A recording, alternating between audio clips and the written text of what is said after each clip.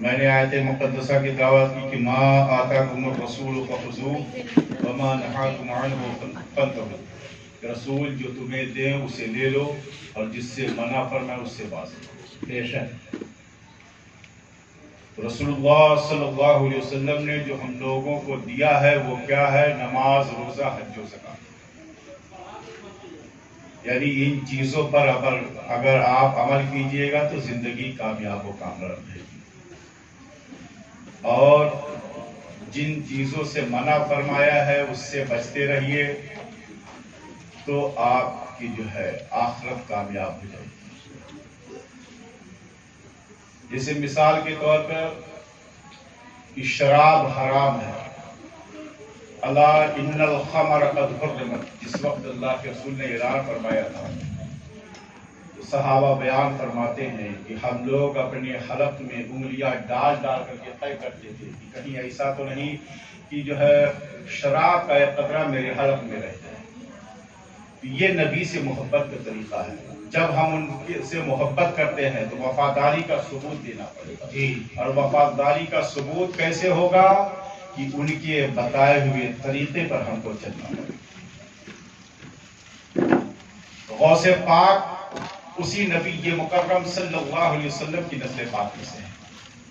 آپ فرماتے ہیں کہ نظر تو الی بلاد اللہ جمعی اخردل الی حکم اتصالی، کہ میں اللہ کے شہروں کو اس طریقے سے دیکھتا ہوں جس طریقے سے رائی کے دانے کو ہاتھ کی ہتھیلی پر۔ بے شک بے شک۔ اور آپ فرماتے ہیں کہ درست العلم حتی صرت قطبن، کہ میں نے اتنا علم حاصل کیا کہ مقام قطبیت پر میں پہنچا۔ بے شک سبحان اللہ۔ یہ سب چیزیں ضروری ہیں، ہم مسلمان ہیں، ہمارا کردار، ہمارا اعمال افعال ایسا ہونا چاہیے کہ کوئی دور سے دیکھے تو کہے کہ مسلمان جا رہا ہے۔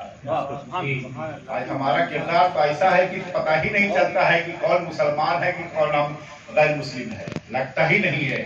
ہمیں اپنے کردار کو بدلنا چاہیے، کیونکہ جب ہم اپنے کردار کو وہ جو ہے جو آج سے 100 200 400 سال پہلے کے بزرگوں کی زندگی کو جب اپنائیں گے اور ان کے نقش قدم پر چلیں گے تو عالم یہ ہوگا کہ جہاں بھی ہم رہیں گے کامیاب و کامران ہو جائیں گے، ورنہ نہیں تو آج جس طریقے سے ہم لوگ پریشان حال ہیں یہ کسی اور کی دیر نہیں ہے، یہ ہمارے اعمال کی سزا ہے کہ جو اللہ نے ظالم بادشاہ مسلط فرمایا۔ اللہ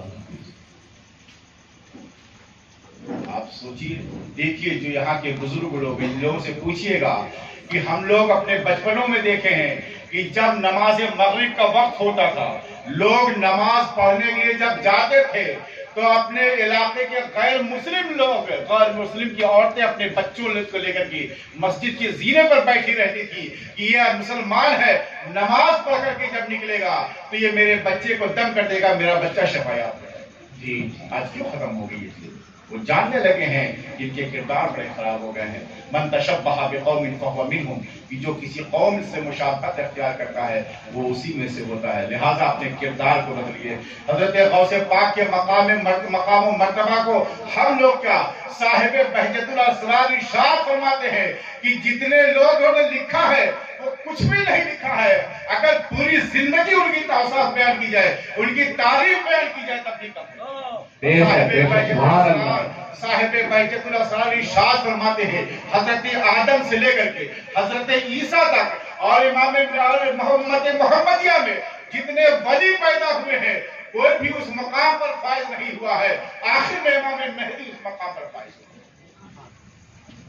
یہ مقام حضرت غوث پاک آپ فرماتے ہیں کہ جو ہے میں جب اپنی ماں کے شکم میں تھا تو جب لوح محفوظ پر چلنے والی قلم کی آہٹ کو میں سنا کرتا ہوں۔ بے شک آپ اپنی والدہ کے پاس تشریف فرما ہے، کہتے ہیں امی جان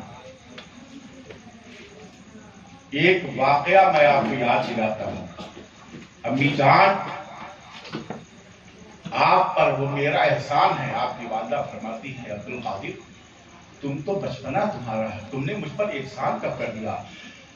آپ فرماتے کہ امی جان یاد کیجئے کہ جب میں آپ کے شکم میں تھا اور آپ سے ایک بھیک مانگنے والا آیا تھا، آپ سے بھیک مانگا، آپ نے اپنے ہاتھ کو دروازے کے باہر نکالا، آپ سونے کا کنگن پہنے ہوئی تھی۔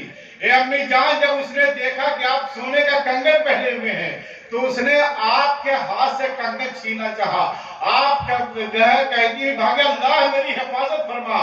آپ کو یاد ہوگا اس وقت ایک شیر نمودار ہوا تھا اور جس نے اس ڈاکو کو پھاڑ ڈالا تھا اے امی جان وہ شیر کوئی اور نہیں تھا, وہ تمہارا بیٹا عبدالقادر ہی تھا. واہ واہ واہ کیا بات ہے. اللہ نے حضرت غوث پاک کو بڑا مقام و مرتبہ عطا فرمایا تھا. آپ فرماتے ہیں کہ اگر اللہ کی قرب چاہتے ہو, اللہ کی محبت چاہتے ہو تو اپنے اندر 12 چیزیں پیدا کرو.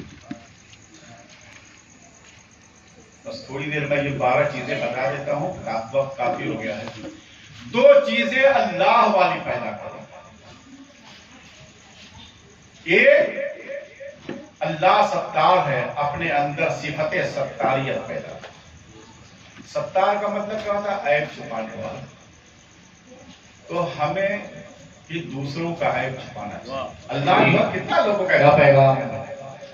ہم لوگ کتنے گناہ کرتے ہیں مگر اللہ ہم لوگوں کے عیبوں کی پردہ پوشی کرتے ہیں. ورنہ اگر جتنے ہم لوگ گناہ کرتے ہیں ہم لوگوں کے بیوی بچے ہم لوگوں کے خلاف ہو جائیں, مگر اللہ ستار ہے, بندوں کے عیب چھپاتا ہے.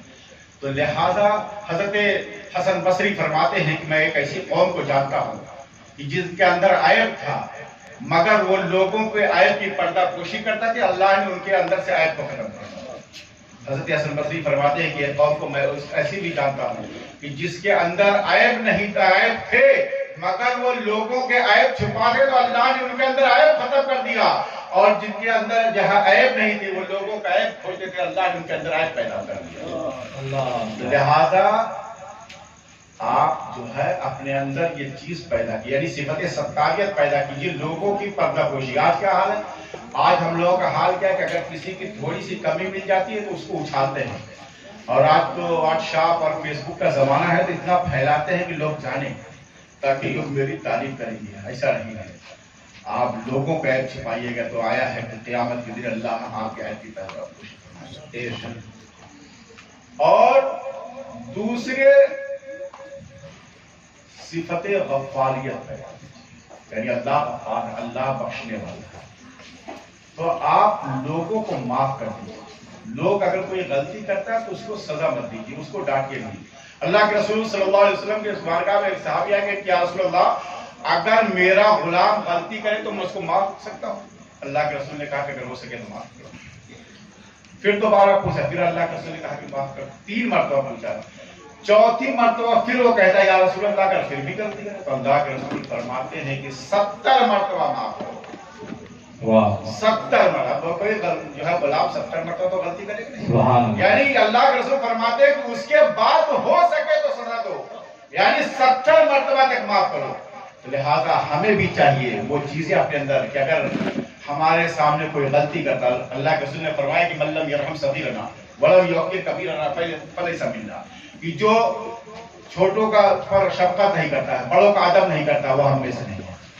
آج ہمارا حال یہ کہ ہم چھوٹوں کے ساتھ شفقت نہیں کرتے ہیں, ان کے ساتھ مہربانی نہیں کرتے ہیں, تو چھوٹے ہمارا ادب نہیں کرتے ہیں.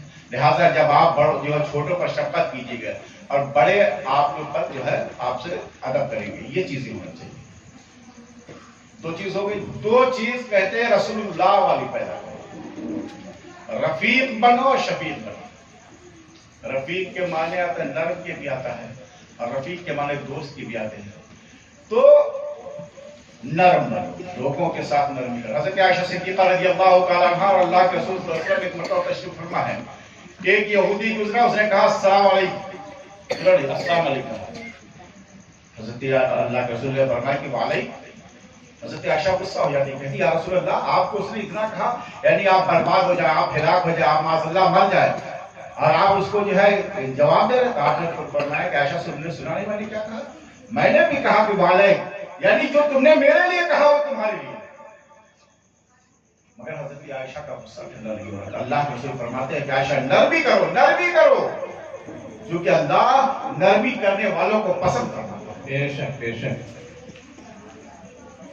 اور شفیق بننے کا مطلب کیا ہے کہ اللہ کے رسول یعنی لوگوں کے ساتھ مہربانی کرو, شفقت کرو. اللہ کے رسول صلی اللہ علیہ وسلم جب کسی جنگ سے یا کہیں باہر سے تشریف لاتے, مدینے کی حدود کے اندر داخل ہوتے تھے, تو آپ چھوٹا بچہ ہوتا تھا تو اس کو اپنے جو سواری پر بیٹھا لیتے تھے. آج ہم لوگوں کا کیا حال ہے کہ اگر ہمارا کوئی قیمتی چیز ہے یا گاڑی یا کوئی بھی چیز ہے، اگر بچے نہ ہاتھ لگا دیے تو گندی ہو جائے گی گاڑی، یہ چیز نہیں ہے۔ اپنے اندر جو ہے اللہ کے رسول صلی اللہ علیہ وسلم یہ دونوں صفت پیدا کر دی تو اللہ کا قرب حاصل ہے۔ اور دو چیز ابو بکر والی پیدا کرو، صادق بنو اور مصدق بنو۔ صادق تو کہتے ہیں سچے، صادق جو کہتے ہیں وہ سچے کو کہتے ہیں، اور مصدق کہتے ہیں کہ آنکھوں میں آنکھیں ڈال کر کے کہو کہ ہاں یہ صحیح کہہ رہا ہے۔ جیسے اللہ کے رسول صلی اللہ علیہ وسلم جب شب معراج پر تشریف لے گئے، آپ نے جب پورا واقعہ ابو جہل لوگوں کے سامنے بیان کیا کہ میں مسجد حرام سے مسجد اقصیٰ گیا، وہاں سے پھر جو ہے آسمانوں کا سیر کرتا ہوا وقت ٹھہر گیا تھا اور زنجیر ہلتی رہی، بستر گرم رہا، تو ابو جہل وہاں سے مذاق اڑاتا ہوا نکلا، کہا یہ دیکھو ابھی تک یہ زمین کی بات کر رہے تھے، اب آسمان کی بات کر رہے ہیں۔ تو وہ وہاں سے نکلا، راستے میں حضرت ابو بکر سے ملاقات ہوا، کہا کہ ابو بکر تم تو سمجھدار آدمی ہو، بتاؤ اگر وہ کوئی ایسا کہے کہ میں آسمان پر گیا، بستر گرم رہا، زنجیر ہلتی رہی، کیا یہ ماننے والی بات ہے؟ تو حضرت ابو بکر فرماتے ہیں کہ یہ بتاؤ کس نے کہا کہ تمہارے دوست محمد صلی اللہ علیہ وسلم نے کہا کہ اگر انہوں نے کہا ہے تو میں کہتا ہوں انہوں نے صحیح کہا۔ آج کیا کنڈیشن ہم لوگوں کی ہے، آج اگر پنچایت جمع ہو جائے تو جس کی لاٹھی بھاری ہوتی ہے آدمی اسی کی طرف فیصلہ دیتا ہے، بھلے وہ غلط آدمی ہے۔ یہ نہیں ہونا چاہیے۔ حقیقت تو یہ ہے کہ جو صحیح ہے اس کی جو ہے اس کے بارے میں جو غلط آدمی اس کی آنکھ میں آنکھیں ڈال کر کے کہ تم غلط کہہ رہے ہو، صحیح یہ آدمی ہے۔ یہ ابو بکر والی خصلت پیدا کیجئے تو آپ جو ہے اللہ کا قرب حاصل کریں گے۔ دو حضرت عمر والی، یعنی بھلائی کا حکم دو، برائی سے روکو۔ آج ہم لوگوں کا کیا حال ہے؟ بھلائی کا حکم بہت کم دیتے ہیں، برائی سے روکتے ہیں۔ جی حضرت ابو بکر سے حضرت عمر کے بارے میں آتا ہے کہ آپ تو جب امیر المومنین ہوئے تو آپ رات کی تاریکیوں میں گشت کرتے تھے۔ آپ نے پڑھا ہوگا، علماء سے سنا ہوگا کہ رات کی تاریکیوں میں جو ہے آپ دیکھتے تھے کہ میں امیر المومنین ہوں، میرے دور حکومت میں میری رعایا مجھ سے جو ہے خوش ہے یا نہیں ہے۔ آپ کو ایک گھر کے اندر احساس ہوا کہ جو ہے اس میں کچھ غلط کام ہے، آپ دیوار پھاند کر کے اندر داخل ہو گئے، اور جب داخل ہوئے تو آپ نے اس شخص سے کہا کہ تم اللہ کی حد کو توڑتا ہے، تم کو شرم نہیں آ رہی اللہ کی حد کو توڑ رہے ہو؟ اس نے گردن جھکائی اور جھکانے کے بعد کہا امیر المومنین عمر، میں نے اللہ کی ایک حد کو توڑا ہے، تم نے تو 3 حد کو توڑا ہے۔ حضرت عمر کہتے ہیں، کہا وہ کون سی؟ کہا کہ حکم ہے کہ پہلے کسی کے یہاں جاؤ تو سلام کرو اور دروازہ کھٹکھٹاؤ، اور اندر جہاں جاؤ تو دروازے سے داخل ہو۔ تم نے تو تم نے سلام کیا، نہ آواز دی اور نہ دروازے سے داخل ہوئے، تم تو جو ہے دیوار ٹوٹ کر کے آئے، تو تم تو اللہ، میں نے اللہ کی ایک حد کو توڑا ہے، تم نے 3 حد کو توڑا ہے۔ حضرت عمر وہاں سے واپس ہو جاتے ہیں، 1 ہفتے تک وہ شخص مسجد نبوی میں نہیں آتا ہے۔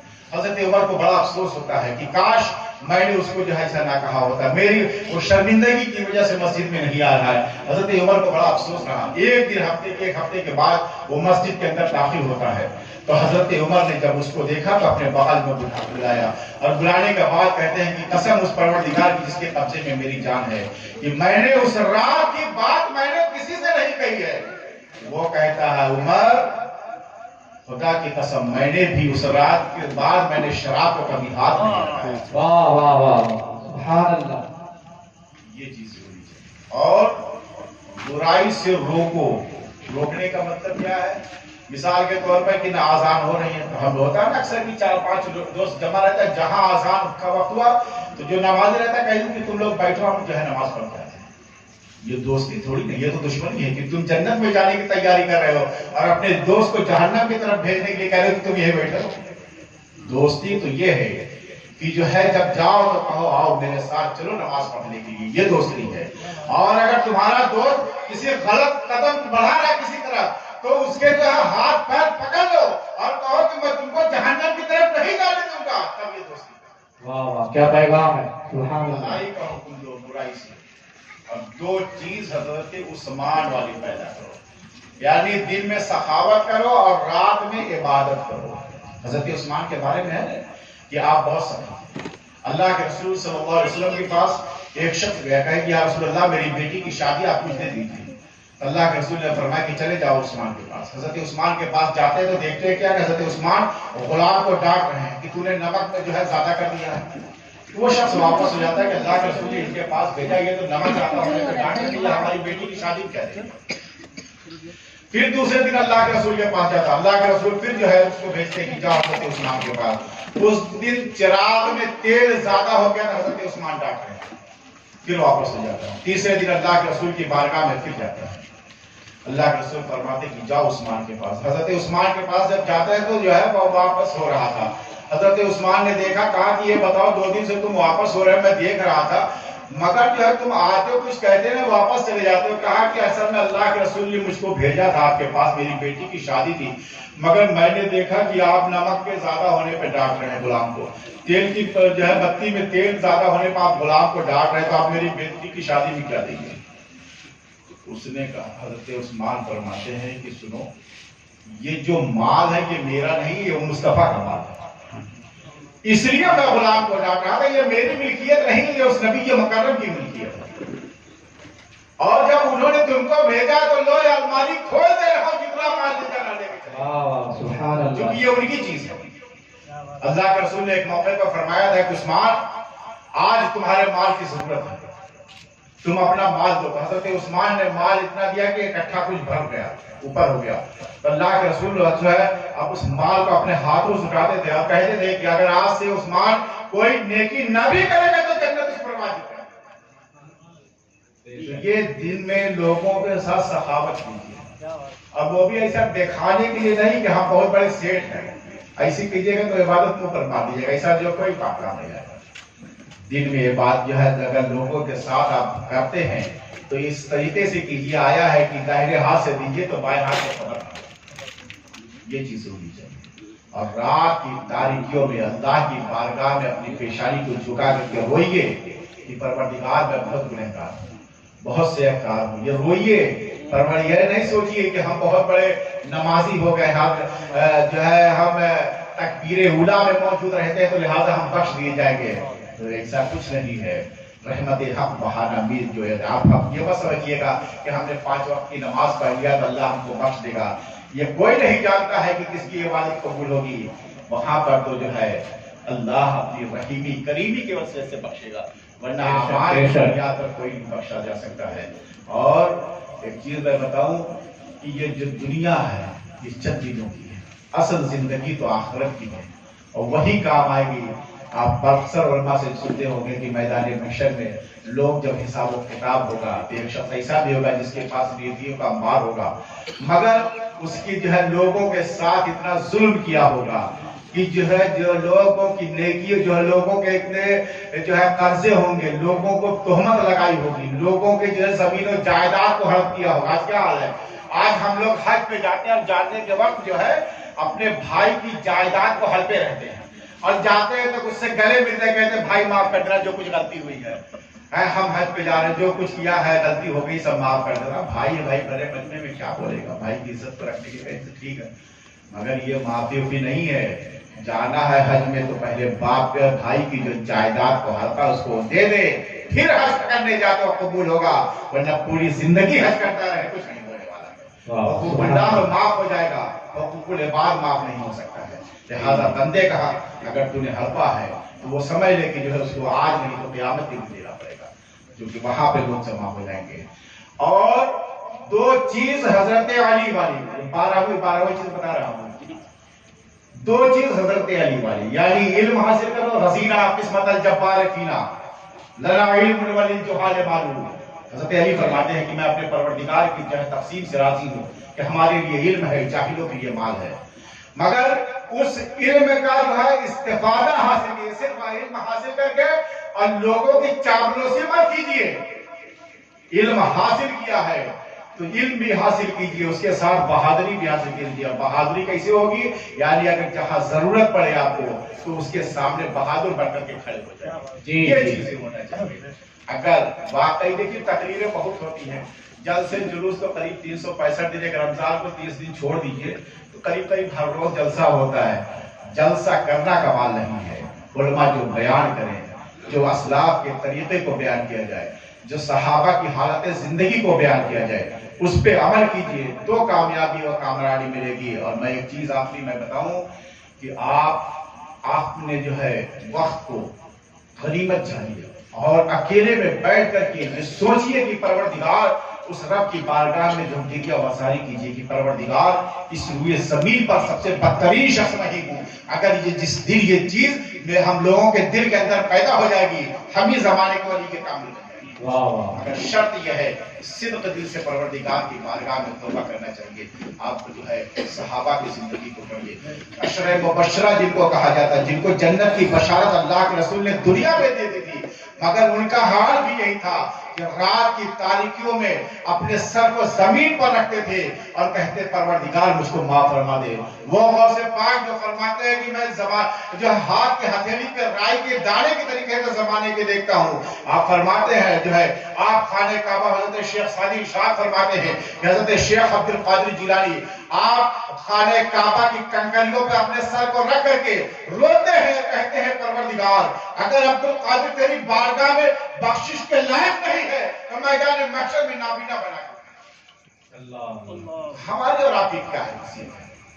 ہم لوگ کچھ نہیں ہیں، لہذا اپنے وقتوں کو رات کی تاریکیوں میں اپنے رب کو راضی کرنے کے لیے کیجیے۔ رب قدیر کی بارگاہ میں دعا ہے پروردگار عالم جو کچھ ہم نے کہا ہے اس پر ہم کو اور تمام لوگوں پر کو عمل کرنے کی توفیق عطا فرما۔ استغفر اللہ ربی من کل ذنب و